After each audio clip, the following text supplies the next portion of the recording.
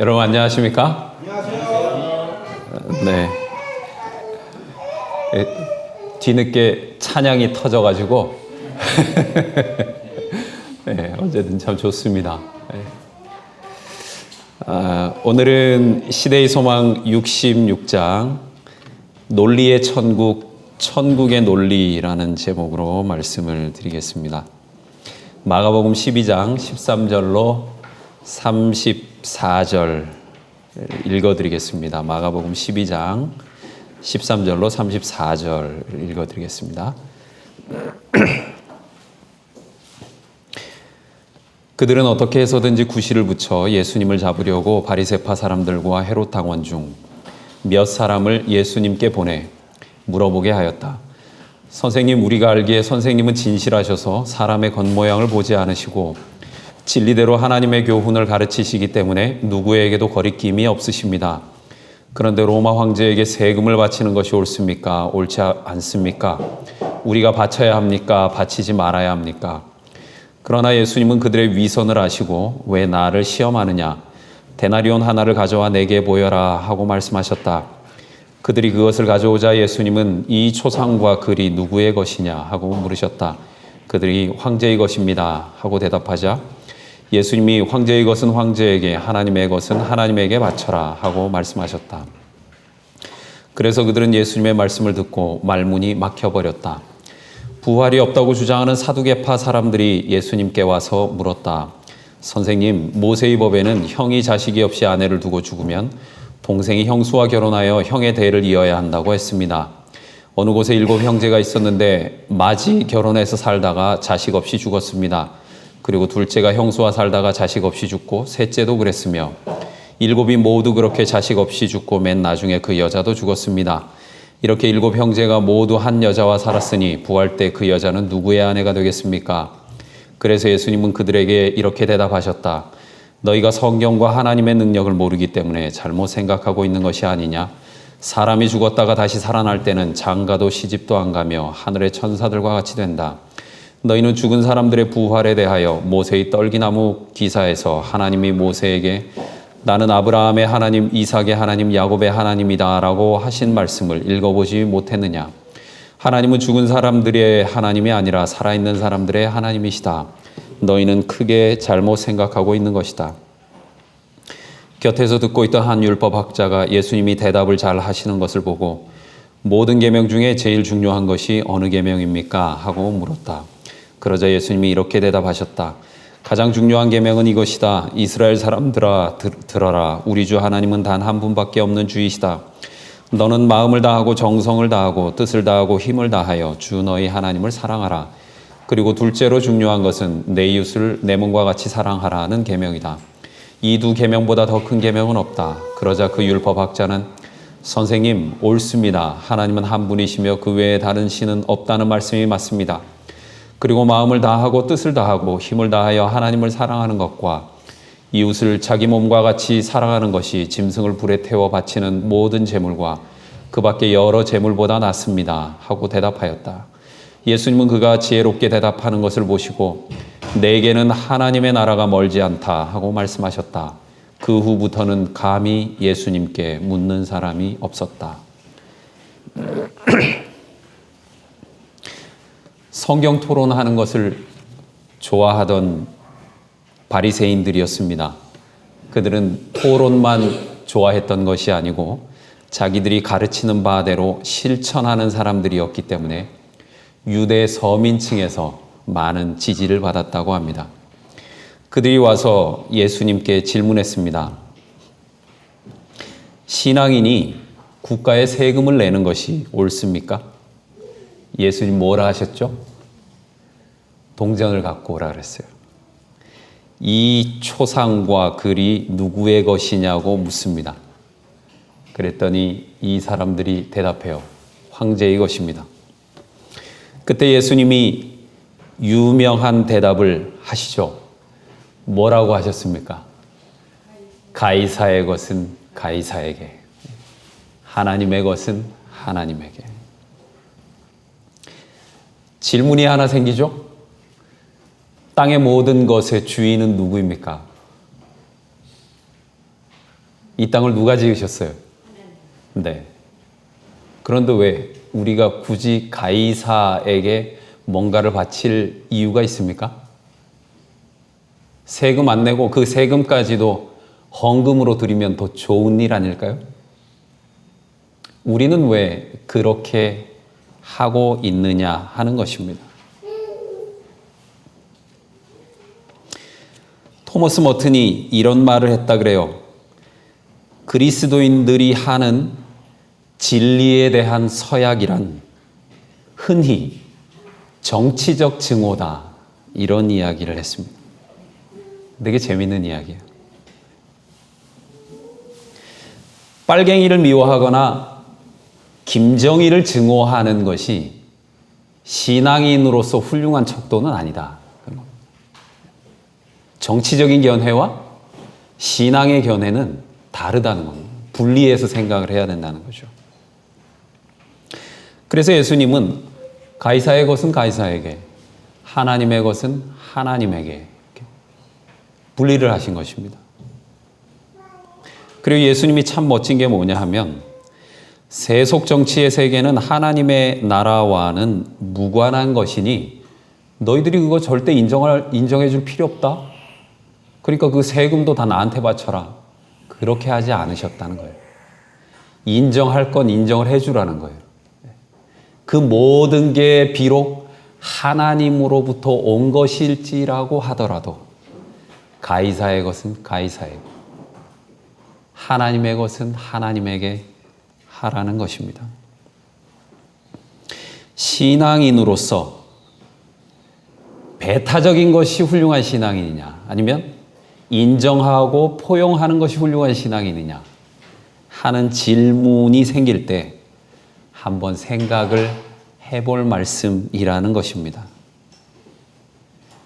너희들이 굳이 충돌해야만 하는 것이 아니면 마음 넓게 인정해 주라는 것입니다. 신앙인으로서의 올바른 태도는 무엇일까요? 세속 사회에서 살아가야만 하는 우리, 무엇이 신앙으로서 올바른 태도인가를 종종 질문하게 돼요. 신앙적이지 않아 보이는 것, 때론 성서적이지 않은 것처럼 느껴지는 것, 아니면 나와는 이질적인 어떤 것, 그것을 무조건 배격하는 것이 신앙인의 바른 태도일까 하는 고민을 하게 되는 것이죠. 그에 대한 예수님의 대답은 가이사의 것은 가이사에게였습니다. 천국을 소망하지만 땅에 발을 딛고 살아야만 하는 너, 그 세상 또한 긍정하라는 메시지가 아닐까요?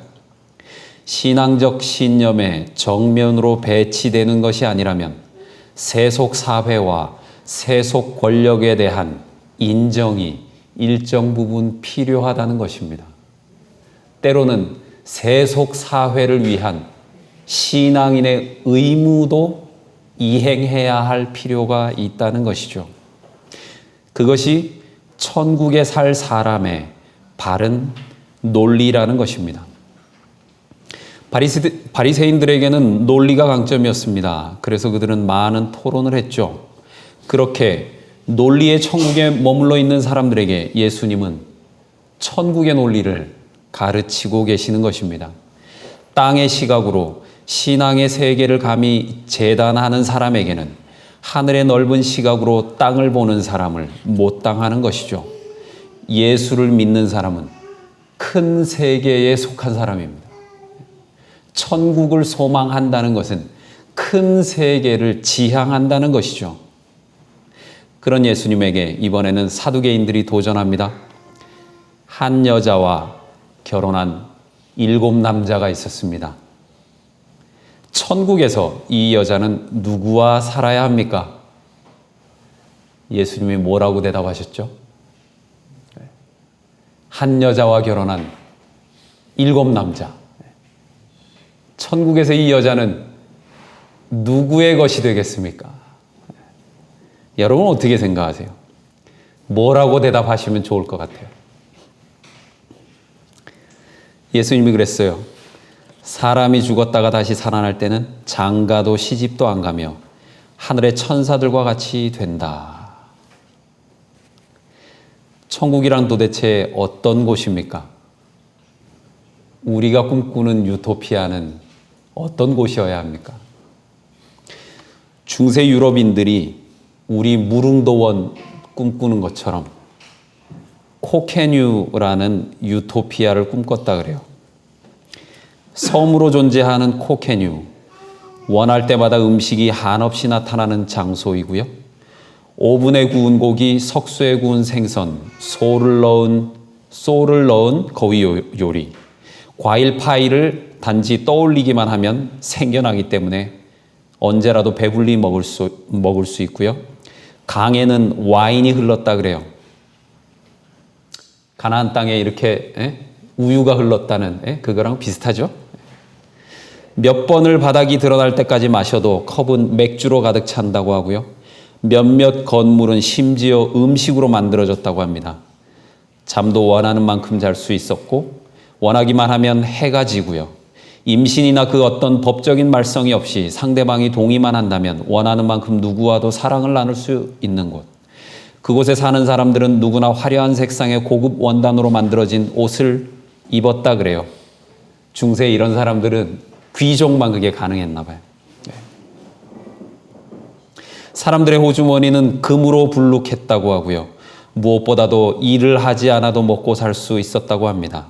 음식은 저절로 자라나고 접시는 저절로 닦이고 불은 알아서 피워지고 꺼지는 나라 코케뉴. 여러분, 우리가 원하는 천국 이런 나라입니까? 이런 천국을 꿈꾸고 계세요? 이게 얼마나 그들이 원하는 천국이었는지 음악가들이 이런 코케뉴를 소재로 노래를 부르고 엄마들은 아기를 재울 때 자장가로 코케뉴 이야기를 자장가로 만들어서 불렀대요. 천국은 어떤 곳일까요? 이런 천국을 원한다면 그것은 세상이 꿈꾸는 천국일 겁니다. 마음껏 먹고 마음껏 마시고 마음껏 시집가고 장가갈 수 있는 나라. 그러나 그것은 땅의 논리지 천국의 논리는 아닙니다. 그런데도 어떤 신앙인은 천국이 어떤 곳입니까? 물어보면 바로 이렇게 이야기해요. 오래 살고 병이 없고 먹을 것 많고 황금도성이고 보석으로 장식되어 있고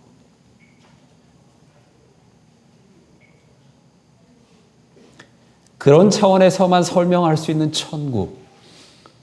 그러면 그것이 땅이 약속하는 유토피아와 도대체 무슨 차이가 있습니까? 우리가 천국을 그런 차원에서만 이해할 수 있다면 말입니다. 그렇기 때문에 예수님은 그런 차원에서만 천국을 이해하는 것을 매우 경계하셨어요. 마땅히 인간은 영의 양식을 먹고 영적인 결합을 해야 한다는 것입니다. 제가 몇 번 읽어드렸을 거예요. 테이야르드 샤르댕이라고 하는 사람이 이런 말을 했어요. 우리는 영적 체험을 하는 인간이 아니라 인간의 체험을 하는 영적 존재이다. 굉장히 중요한 지적이에요. 우리는 영적 체험을 하는 인간이 아니라 인간의 체험을 하는 영적 존재라는 사실입니다. 여러분, 때로 우리가 폭풍 흡입을 한 적이 있을 거예요. 그런데 먹어도 배부르지 않았던 때가 있었어요. 왜 그랬습니까? 맛없는 음식을 먹었기 때문이었을까요? 그 속에 영이 없었기 때문 아니었겠습니까? 스피릿이 사라진 식사 행위였어요. 그 먹음의 행위가 나에게 전혀 의미 없는 행위였어요. 그저 습관적인 먹음이었다는 것이죠. 때가 되니까 먹은 것입니다. 안 먹을 수 없으니까 먹은 거예요. 어쩔 수 없이. 야, 이럴 땐 그냥 알약이라도 먹었으면 좋겠는데. 배부른 알약이라도. 인간관계도 마찬가지죠. 때로 우리가 관계의 공허를 느끼는 이유, 왜 그렇습니까? 그 인간관계 가운데 사랑의 영이 사라지고 그저 돈 때문에 유지해야 하는 관계, 아니면 사회적 위치나 남의 이목 때문에 어쩔 수 없이 유지해야만 하는 관계였기 때문에 그 관계가 너무 공허하고 때로는 나를 너무나 힘들게 하지는 않았습니까? 많은 젊은이들이 결혼에 대한 판타지를 가지고 있지만 결혼은 인간이 가지고 있는 그 근원적인 고독과 외로움의 근본적인 해결책은 아니지 않습니까? 결혼하신 여러분들, 우리가 다 알잖아요.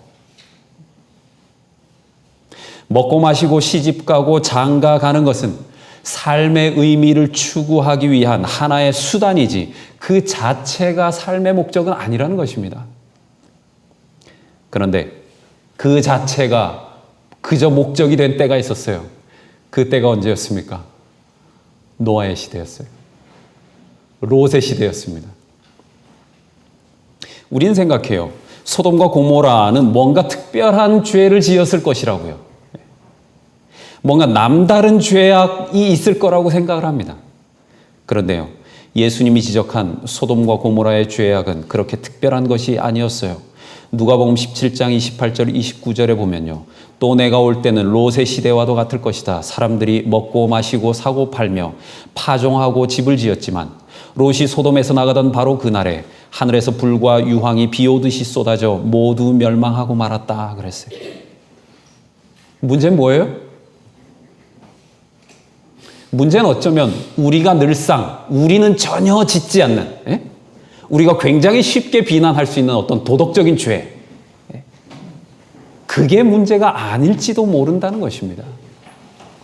일상에 파묻혀서 전혀 의미 없이 그냥 하루하루를 보내고 있는 것.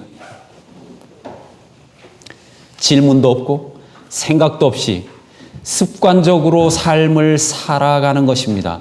그저 버티는 것이죠. 남들이 하니까. 아니면 그저 욕구에 충실한 삶을 사는 것입니다. 삶을 그저 먹고 마시고 사고 팔며 파종하고 집을 짓는 그 차원으로만 정의하는 것이죠. 그런 삶은 무엇보다도 하나님의 심판을 말하기 전에 무엇보다도 그 자신에게 정말 도움이 될 것인가 하는 것입니다. 여러분, 한번 질문을 해보세요. 열심히 사는 것, 열정적으로 사는 것 중요합니까? 자기계발서를 열심히 읽는 사람들에게 그들의 우상은 열정이에요. 그저 열심히 살면 된다는 거예요. 먹고 마시고 사고 팔며 파종하고 집을 짓는 것, 그것은 인간에게 꼭 필요한 일이긴 하지만 도를 넘게 열심히 해야 할 일은 또 아닌 것이죠. 삶을 그저 의식주의 충족으로만 이해하는 것은 천국의 사고가 아니라 오히려 그것이야말로 심판을 받을 일이라고 하는 것입니다. 왜곡된 천국관이 그들 자신 스스로의 삶을 자신이 파괴한다는 것이죠. 생각 없이 살 때. 한 번 더 질문을 해봐야 됩니다. 내가 열심히 먹어야 됩니까? 열심히 마셔야 됩니까? 여러분, 그 사람은 어떤 사람이죠? 열심히 먹어야 되고 열심히 마셔야 되는 사람은 어떤 사람입니까? 환자예요, 환자. 정상인은 그렇게 할 이유가 없어요. 건강인은 그럴 이유가 없단 말입니다. 열심히 먹고 열심히 마셔야 되는 사람은 정상이 아니에요. 환자예요. 어디 아픈 사람이란 말입니다. 열심히 사고 열심히 팔아야 됩니까? 열심히 파종하고 열심히 집을 지어야 합니까? 그렇게 열심히 살 때 우리는 전도자의 대답을 듣게 되는 것이죠. 헛되고 헛되며 헛되고 헛되니. 해 아래서 하는 모든 수고가 원래 헛된 것은 아니잖아요. 왜 헛되었습니까? 생각하지 않고 그 일을 하는 것, 그것이 헛되다는 것입니다. 모든 것이 의미 없진 않았잖아요. 의미 없이 하는 것 때문에 우리의 삶이 공허해지는 것이죠. 전도서를 쓴 솔로몬, 헛되고 헛되며 헛되고 헛되니, 그 전도서를 썼던 솔로몬이 게으른 사람이었습니까? 개미에게 가서 배우라고 한 사람이었어요. 노력과 열정이 중요하다고 생각한 사람이었어요. 그러나 욕구의 충족이나 뜨거운 열정만으로 그 사람의 삶의 가치를 평가할 수 없다는 것입니다. 방향성이 중요하다는 것이죠. 가치가 중요하다는 것. 영이 있느냐 하는 것입니다. 그의 머릿속에 스피릿이 살아있느냐 하는 것이죠.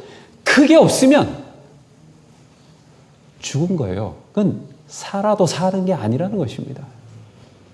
그건 철저하게 땅의 논리라는 것입니다. 근데 우리 신앙인들이 얼마나 이 땅의 논리에 많이 휘둘리면서 살아갑니까? 살아있을 때 우리가 입는 옷은 모두 달라요. 같은 옷 입으면 서로 기분 나빠합니다.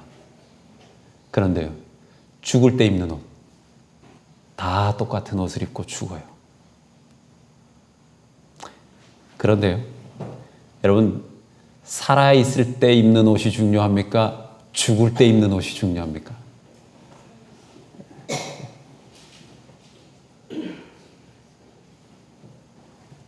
언제 입는 옷이 중요하죠? 저는 그렇게 생각해요. 살아있을 때 내가 입은 옷은 전혀 중요하지 않습니다. 제가 말씀드린 이 옷은 옷을 가리키는 말이 아니에요. 우리가 살아가면서 걸치는 어떤 것들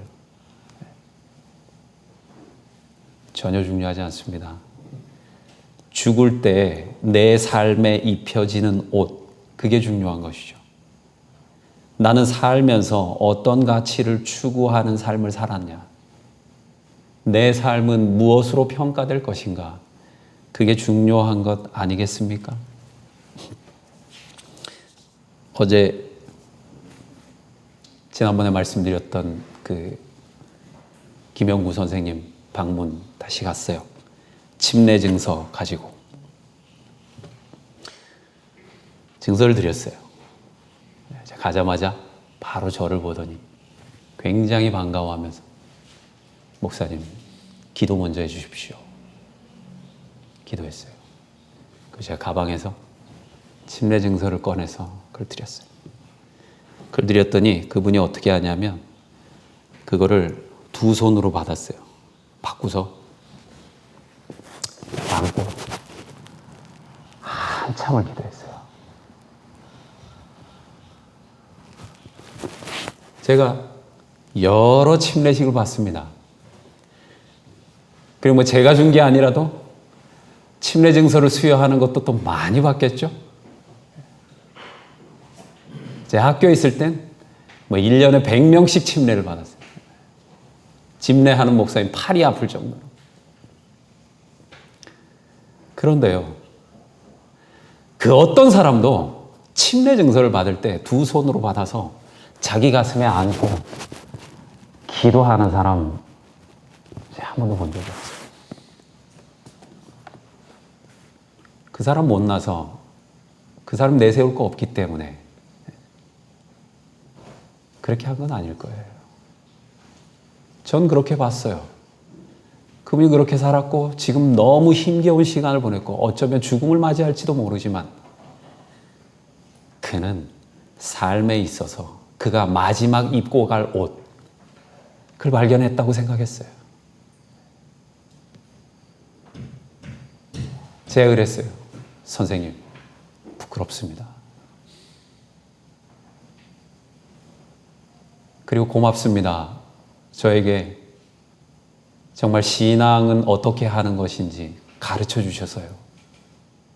제가 오늘도 선생님 덕분에 많이 배웠습니다. 재림교회는 전통적으로 믿음을 고백하는 것 못지않게 실천을 중요하게 생각해 왔습니다.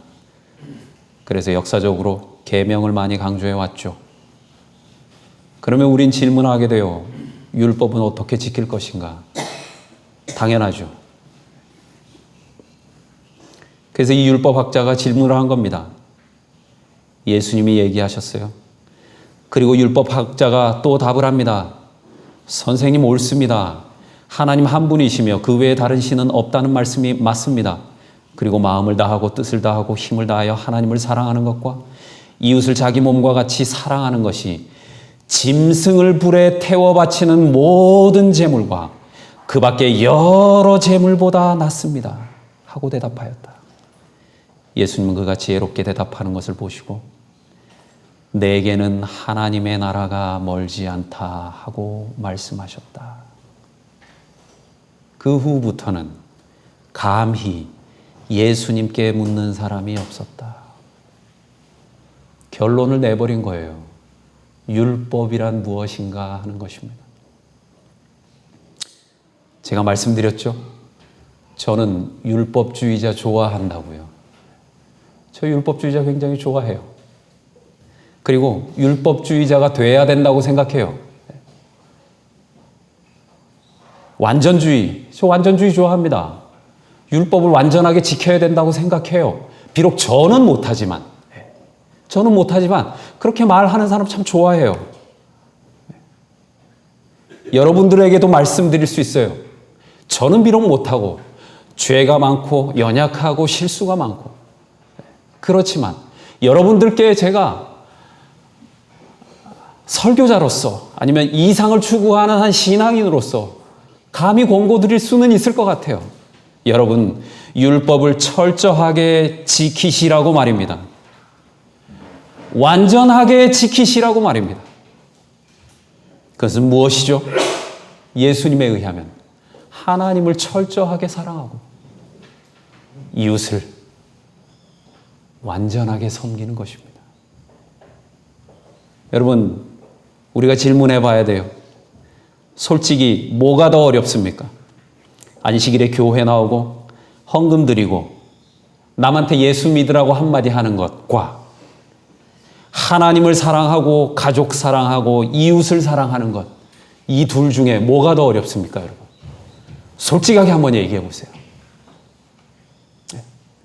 토요일 날 교회 나오고 헌금 얼마 드리고 예수 믿으세요, 예수 믿어 이렇게 말하는 것, 하나님 사랑하고 이웃 사랑하고 가족 사랑하고 이 둘 중에 우리에게 뭐가 더 어렵습니까?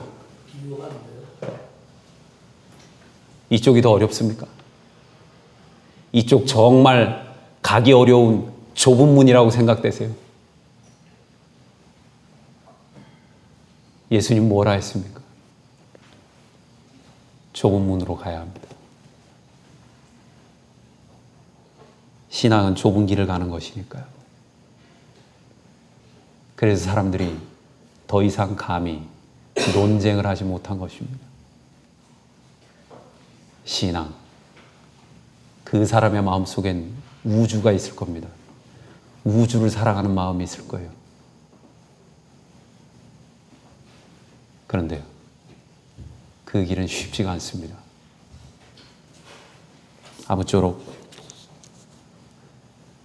예수님께서 우리에게 주시는 그 말씀이 감당키 어려운 말씀이라고 할지라도 오늘 이 안식일에 그분의 하시는 말씀을 듣고 고민하는 저와 여러분 되기를 바라면서 말씀을 줄이겠습니다. 하나님 아버지, 저희들 안식일에 불러주시고 큰 세계, 천국이라고 하는 그 광대한 이상으로 인도해 주시니 참으로 감사합니다. 하나님 앞에서 우리의 암과 지식이 참으로 보잘것없고 부분적이라는 것을 하나님 앞에 먼저 인정하게 도와주시고 하나님 안에 있는 그 광대무변한 진리, 그 엄청난 사랑을 우리도 배울 수 있도록 하나님 오늘 역사하여 주십시오. 예수 그리스도 이름으로 기도드립니다. 아멘.